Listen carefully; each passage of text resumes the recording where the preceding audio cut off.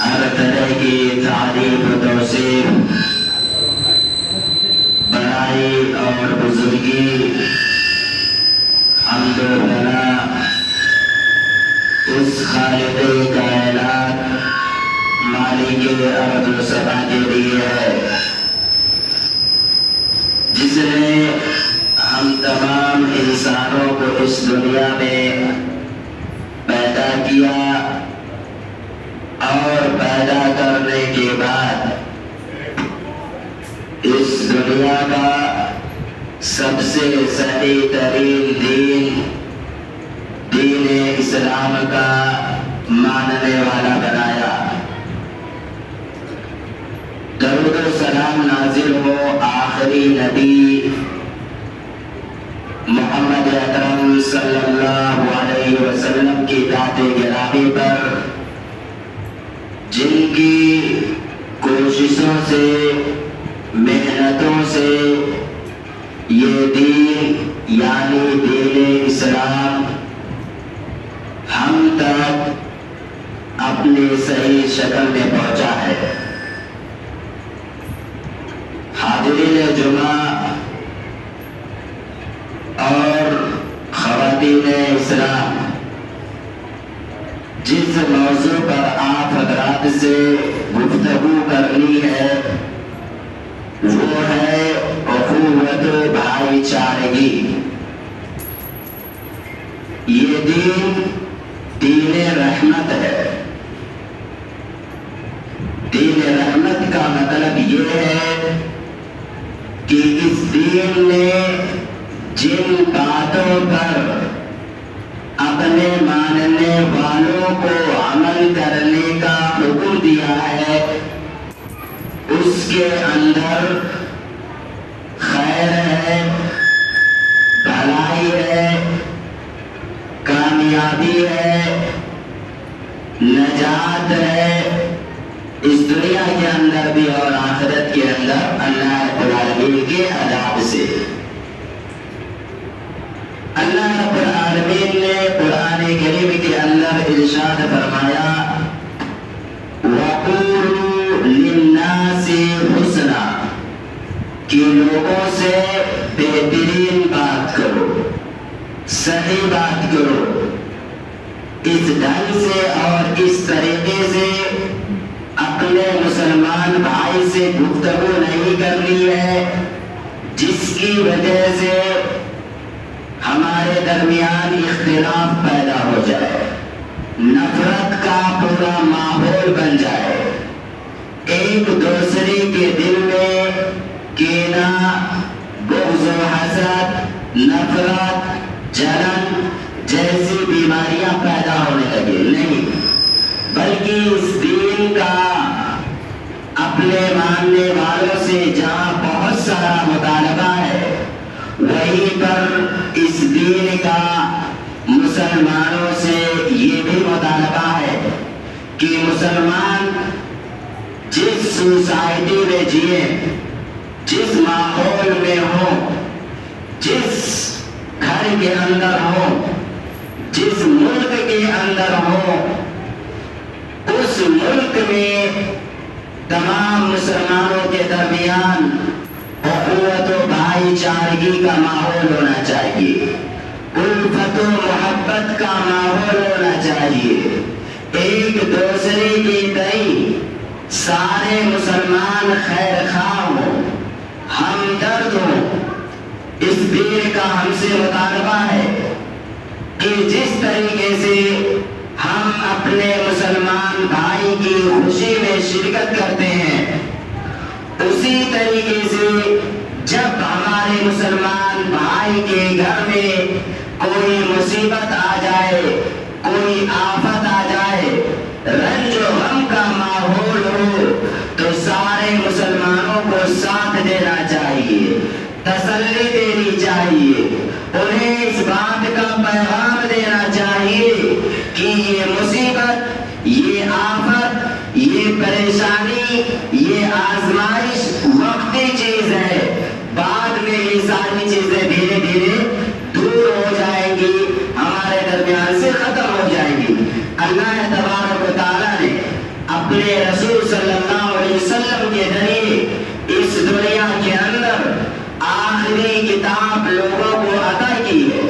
اس کتاب کا اگر ہم مطالعہ کریں تو ہمیں معلوم ہوگا کہ اللہ رب العالمین نے اس کتاب میں کہا ہے انما المؤمنون اخوہ، کہ یہ تمام مؤمنین آپس میں بھائی بھائی ہیں، سارے مسلمان آپس میں بھائی بھائی ہیں، انہیں مل جل کر کے رہنا ہے، ان کے مابین اگر کبھی جھگڑے ہو جائیں، کبھی اختلاف پیدا ہو جائے تو مسلمان کا شیوا کیا ہونا چاہیے، اس کا معاملہ کیا ہونا چاہیے، وہ بھی اللہ رب العالمین نے قرآن کریم میں کہا وَأَصْلِحُوا بَيْنَكُمْ، اگر دو مسلمانوں کے درمیان لڑائی ہو جائے، جھگڑے ہو جائیں، تو تیسرے مسلمان کو چاہیے صلح کروا دے، جھگڑے کو ختم کروا دے۔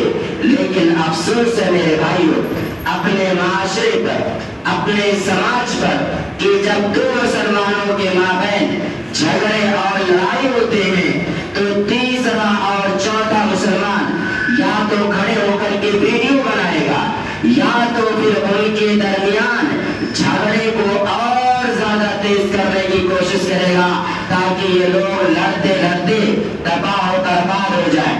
یاد رکھیں یہ مسلمان کی پہچان نہیں ہے، یہ مومن کی پہچان نہیں ہے۔ اسی وجہ سے اسلام نے اپنے شروع زمانے سے ہی اہل ایمان کو روکا ہے، منع کیا ہے اختلاف سے، لڑائی جھگڑے سے۔ آپ جانتے ہیں جس وقت اللہ کے رسول صلی اللہ علیہ وسلم کی بعثت ہوئی تھی، آپ نبی بنائے گئے تھے، اس وقت عربوں کی حالت کیا تھی؟ عربوں کی حالت یہ تھی کہ ان کے درمیان جب لڑائی جھگڑے جاری ہوتے تھے نا، تو ایسا نہیں ہے ایک دو دن میں وہ جھگڑے ختم ہو جاتے تھے، کئی مہینے وہ جھگڑے جاری رہا کرتے تھے، ان کے آپسی اختلافات جاری رہا کرتے تھے۔ معمولی سی بات پر اگر کسی قبیلے کے مسلمان نے کسی قبیلے کے مسلمان کو قتل کر دیا، سمجھ رہے نا، کسی قبیلے کے مسلمان نے کسی قبیلے کے مسلمان یا خاندان کے کسی فرد کو قتل کر دیا، تو اس کے بدلے میں دوسرا قبیلہ کتنے افراد کو قتل کرتا تھا، کتنی جانیں تباہ و برباد ہوتی تھی، تصور نہیں کر کئی مہینے ان کے درمیان جھگڑے اور لڑائی جاری رہا کرتے تھے، اور انہیں اس بات کی فکر بھی نہیں تھی کہ ایک انسان کا جان ناحق لینا کتنا بڑا جرم ہے، کتنا بڑا گناہ ہے۔ جانتے ہیں ایک مسلمان کو ناحق قتل کرنا گویا کہ پوری انسانیت کو قتل کرنا۔ ایک انسان کو اگر کسی نے ناحق جان سے مار ڈالا نا تو گویا کہ اس نے پوری انسانیت کو جان سے مار ڈالا ہے۔ اتنا بڑا جرم اور اتنا بڑا گناہ ہے، لیکن انہیں فکر نہیں تھی۔ کیوں؟ عصبیت کی بنیاد پر، تعصب کی بنیاد پر۔ تعصب کا مطلب سمجھتے ہیں؟ دو خاندان والوں کے بیچ میں لڑائی ہو گئی، اب ایک خاندان والے تھوڑے سے زیادہ طاقتور ہیں اور ایک تھوڑے کم طاقتور ہے۔ غلطی ان دونوں میں سے جو خاندان طاقتور ہے اس کی غلطی ہے، اور جو خاندان کمزور ہے اس کی غلطی نہیں ہے۔ لیکن اس کے باوجود بھی طاقتور خاندان پورا قبیلہ اس کا امڑ آئے، پورا گھرانہ اس کا امڑ آئے اور یہ کہ میں اتنے بڑے گھر کا ہوں، اس کی کیسی ہمت ہوئی میرے بیٹے کو مارنے کی۔ اس بات کی فکر نہیں ہے میرے بھائیوں کہ آپ کا بیٹا حق پر ہے یا باطل پر ہے، صحیح پر ہے غلط پر ہے۔ غلطی آپ کے بیٹے کی، اس کی فکر نہیں ہے۔ فکر کیا؟ کیسے اس نے میرے بیٹے پر ہاتھ اٹھایا۔ اب اس کی بنیاد پر لڑائی چارو ہو گئی، اختلافات ہونے لگے۔ یہی عصبیت، اس کو اسلام نے جڑ سے ختم کیا، اور عربوں کے درمیان سے بھی اسلام نے اس تعصب کو ختم کیا، ان کے درمیان سے اختلافات کو ختم کیا، اور جو لوگ ایمان لے کر کے آئے سب کو ایک صف میں کھڑا کر دیا۔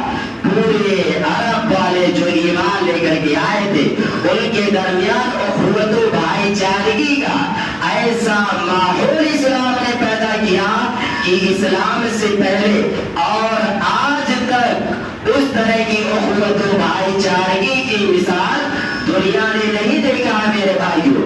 وہی عرب تھے، کٹ مرتے تھے، احترام انسانیت نام کی کوئی چیز نہیں تھی، لیکن وہی عرب جب اسلام قبول کرتے ہیں تو اخوت و بھائی چارگی کی وہ مثال قائم کرتے ہیں کہ دنیا نے، تاریخ نے نہ تو اپنے قتل کبھی دیکھا اور نہ آج تک اس طرح کی مثال تاریخ نے دیکھی ہے۔ ایک مثال ذکر کرتا ہوں میرے بھائیوں، عبد الرحمن بن عوف رضی اللہ تعالیٰ عنہ کو ہر طالب علم جانتا ہوگا۔ ایک جلیل القدر صحابی ہیں، عشرہ مبشرہ میں سے ہیں، یعنی وہ 10 صحابہ جن کو جنت کی خوشخبری اللہ کے رسول صلی اللہ علیہ وسلم نے اسی دنیا کے اندر دے دی ہے، ان میں سے عبد الرحمن بن عوف ہے۔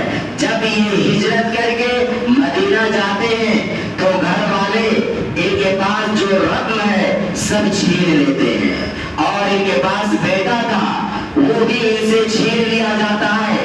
اور لوگوں نے کہا، چونکہ اور لوگوں نے اسلام نہیں قبول کیا تھا، ان کے گھر والوں نے کہا عبد الرحمن اگر جانا ہے تو تم جاؤ، اکیلے تو تم جا سکتے ہو، لیکن گھر کی کوئی چیز تو لے کر کے نہیں جا سکتے، اکیلے جاؤ۔ میرے بھائیوں سوچو، ایک باپ کو، ایک ماں کو اپنے لختے جگر کو اگر چھوڑنا ہو تو کس قدر تکلیف ہوگی، لیکن ہجرت کے لیے، اسلام کے لیے صحابی رسول نے اپنے بیٹوں کو بھی چھوڑا، اپنی پوری جائیداد، پوری پراپرٹی چھوڑ دی، جس زمین پر پیدا ہوئے تھے اس زمین کو بھی چھوڑ دیا اور مدینہ پہنچ گئے۔ نماز ادا کی، نماز کے بعد اللہ کے رسول نے اپنا چہرہ، اپنا رخ انور صحابہ کرام کی جانب کرتے ہیں، دیکھتے ہیں پیچھے عبد الرحمن بیٹھے ہوئے ہیں۔ کہا عبد الرحمن کیسے آئے؟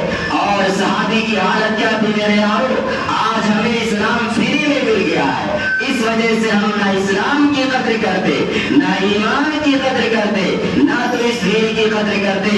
دیکھا عبد الرحمن ابن عوف کے ہونٹوں سے خون ٹپک رہا ہے، ایڑیاں پھٹ گئی ہے میرے بھائیوں۔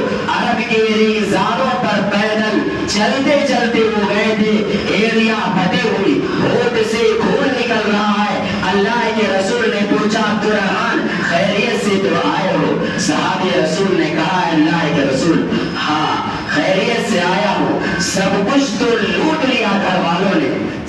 کچھ لوٹ لیا گھر والوں نے، صرف ایک چیز بچا کر کے آیا ہوں، اور وہ کون سی چیز ہے؟ اس دنیا کی سب سے قیمتی چیز ہے، اور وہ ایمان، اپنا ایمان بچا کر کے آیا ہوں۔ اگلی بات دیکھیے میرے بھائیوں، اللہ کے رسول نے سعد بن ربیع اور عبد الرحمن بن عوف کے درمیان اخوت و بھائی چارگی قائم کر دی، اور اب سعد بن ربیع رضی اللہ تعالی عنہ نے کہا، اے عبد الرحمن بن عوف سنو، ہجرت کے مارے ہوئے ہو، رہنے کے لیے گھر نہیں، سکون کے لیے بیوی نہیں، جائیداد کچھ نہیں، خالی ہاتھ ہو۔ ایسا ہے عبد الرحمن، میرے پاس جتنا مال ہے 2 حصے میں تقسیم کر دیتا ہوں، جتنی جائیداد ہے 2 حصے میں تقسیم کر دیتا ہوں۔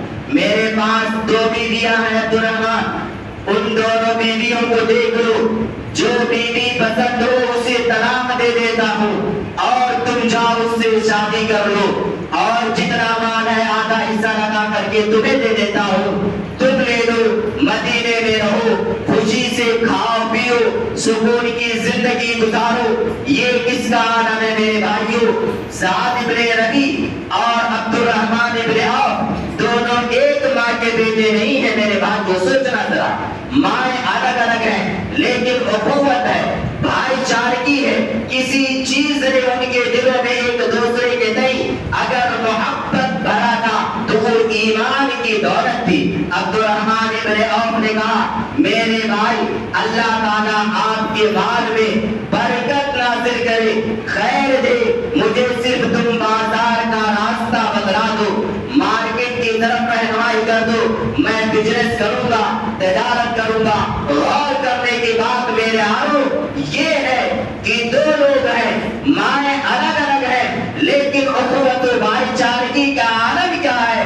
اپنے آدھی جائیداد کا حصہ لگا دیا، 2 بیوی میں سے کہا جسے پسند ہو پسند کر لو، اسے طلاق دے دیتا ہوں۔ اور آج میرے بھائیوں، ملت کی ماں اپنے سماج کا، اپنے گھر کا ہم جائزہ لیں، اپنے خاندان میں ہم جھانک کر کے دیکھیں، ہم کتنے دور نکل گئے اسلام سے، ہم اخلاقی پستی کا کس قدر شکار ہو چکے ہیں کہ 2 بھائی ہیں، مائیں ایک ہیں، ایک خون سے پیدا ہوئے ہیں، باپ ایک ہے، لیکن اس کے باوجود بھی 2 بھائیوں کے درمیان 5 چیز سال سے بند ہے، نہیں کرتے۔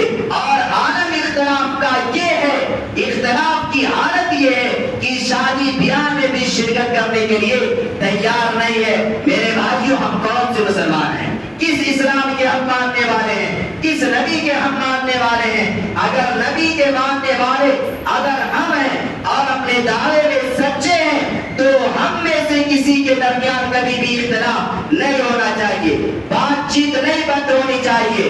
اللہ کے رسول نے صاف طور پر کہہ دیا ہے، لا یحل لمسلم ان یهجر اخاه فوق 3 لیال، کسی بھی مسلمان کے لیے جائز نہیں ہے کہ وہ اپنے مسلمان بھائی سے 3 دن سے زیادہ گفتگو بند کر دے، بات چیت بند کر دے۔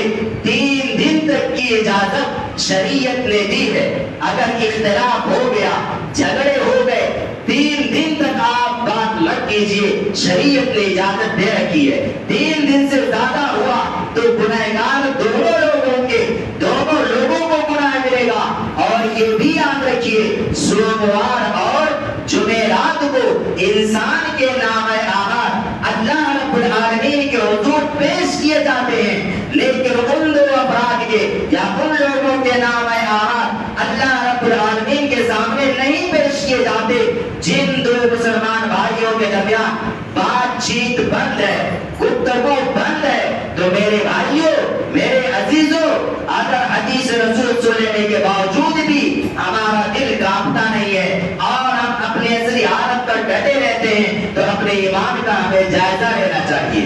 اور یاد رکھیں، 2 مسلمانوں کے درمیان اگر اختلاف ہے تو ان میں سے بہتر وہ مسلمان ہے جو مسلمان سلام میں پہل کر دے اور اس جھگڑے کو ختم کر دے۔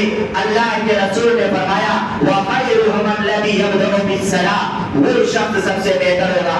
میرے بھائیو اور دوستو، کہنے کا مطلب یہ ہے کہ ہمیں مل جل کر کے رہنا چاہیے.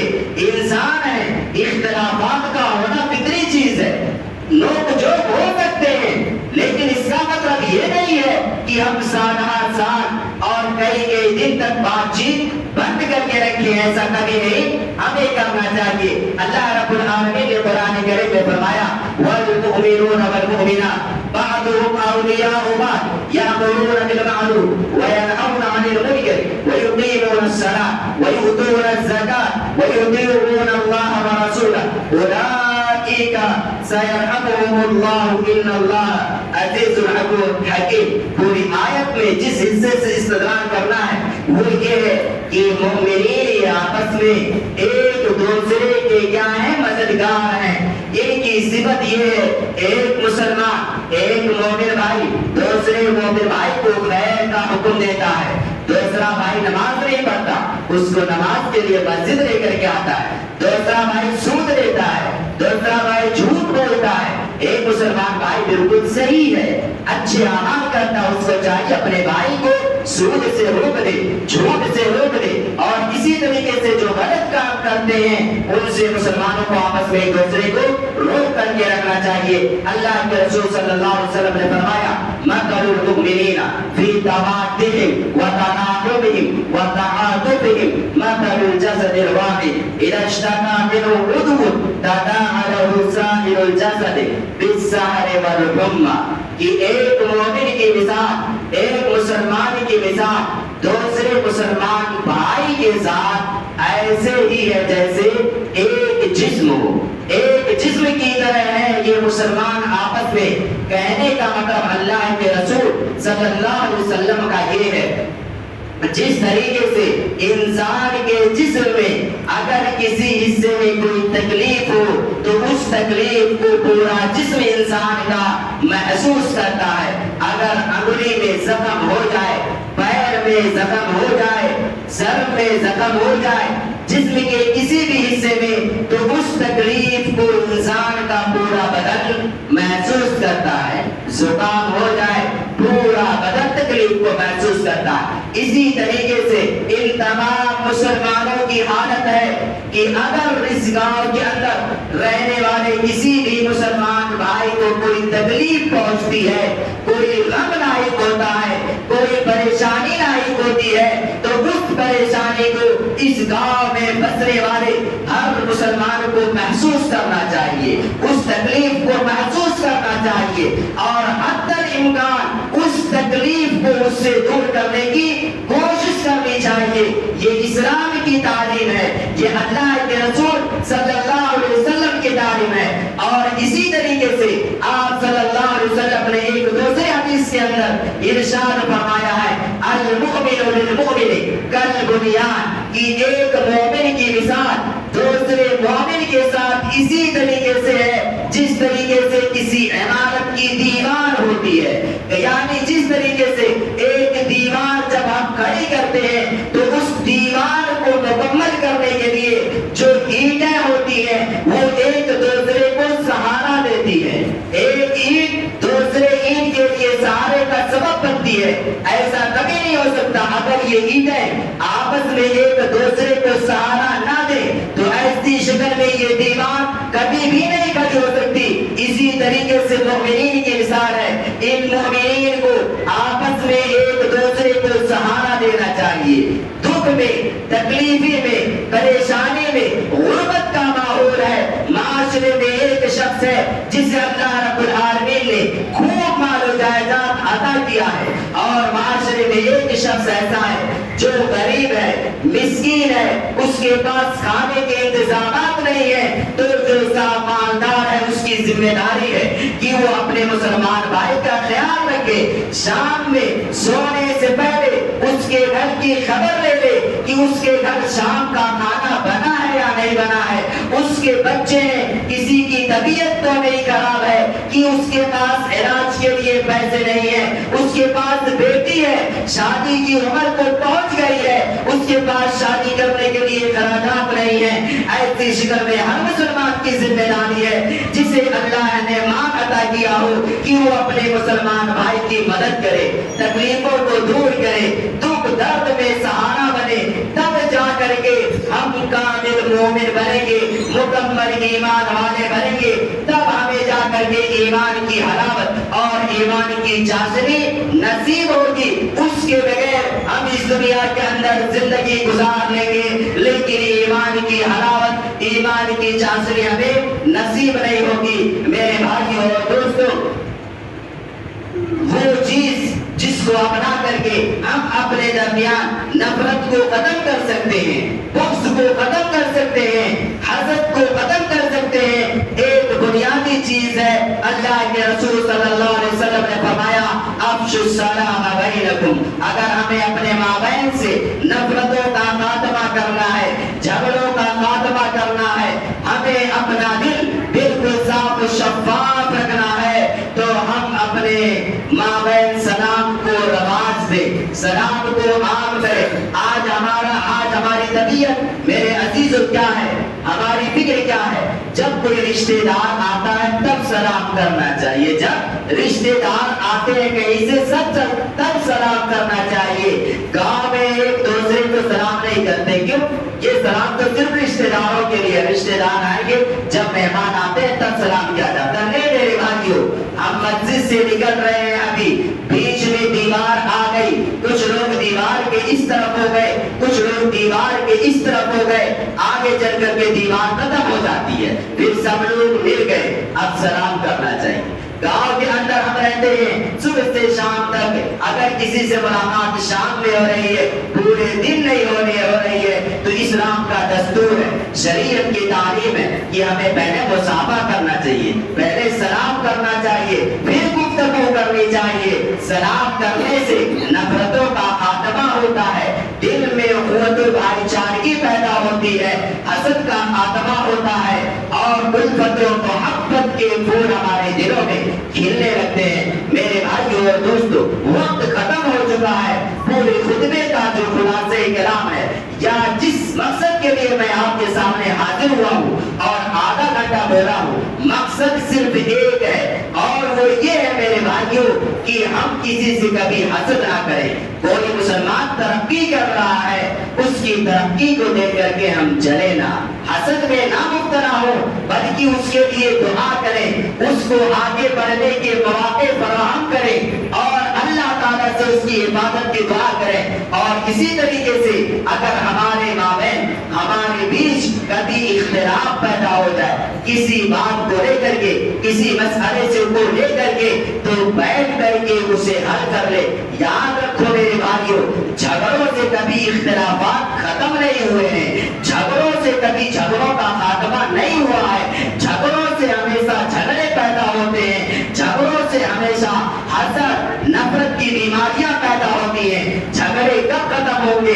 جب ہم مصافحہ کریں گے, سلام کریں گے. جھگڑے کب ختم ہوں گے؟ جب ہم ایک جگہ بیٹھ کر کے جس مسئلے میں اختلاف ہے, سکون کے ساتھ, سنجیدگی کے ساتھ حل کریں گے, تب جا کر کے جھگڑوں کا خاتمہ ہوگا. ورنہ پھر نفرتیں عام ہوں گی, ہم ٹکڑیوں میں بٹے رہیں گے, اور جب ٹکڑیوں میں بٹے رہیں گے تو کوئی غیر مسلم آ کر کے ہم پر حملہ کر دے گا, اور ہم کچھ بھی نہیں کر سکتے. لیکن جب متحد رہیں گے, متفق رہیں گے, ایک جسم کے مانند رہیں گے, ایک عمارت کے مانند رہیں گے, تو کوئی غیر ہم پر حملہ کرنے کے لیے ایک بار نہیں 1000 بار سوچے گا, ہمیں مارنے کے لیے 1000 بار سوچے گا, کہ وہ مسلمان متحد ہے, سب ایک جسم اور ایک جان کے مانند ہے. کسی ایک پر اگر ہاتھ اٹھایا کسی غیر نے, تو سارے مسلمان مل کر کے اس کا خاتمہ کر دیں گے. اس وجہ سے میرے بھائیوں, مل جل کر رہو, متفق رہو, آپسی جھگڑوں کو ختم کر دو. اللہ رب العالمین سے دعا ہے, الہ العالمین تو ہمارے درمیان سے جھگڑوں کا خاتمہ کر دے. آمین. الہ العالمین تو ہم تمام مسلمانوں کو اخوت و بھائی چارگی کے ساتھ زندگی گزارنے کی توفیق دے. آمین. الہ العالمین تو ہمارے بیچ سے حسد, نفرت, جلن, اس طرح کی جو بھی معاشرتی بیماریاں ہو سکتی ہیں, ان تمام بیماریوں سے ہمارے قلوب, ہمارے دل, ہمارے ذہن, پورے سماج کو بالکل پاک و صاف کر دے, اور ایک پرسکون زندگی ہم میں سے ہر شخص ایک امن والی زندگی گزارے. الہ العالمین تو ہمیں رسول اکرم صلی اللہ علیہ وسلم کو ہر معاملے میں اپنا اسوہ اور آئیڈیل ماننے کی توفیق دے. آمین.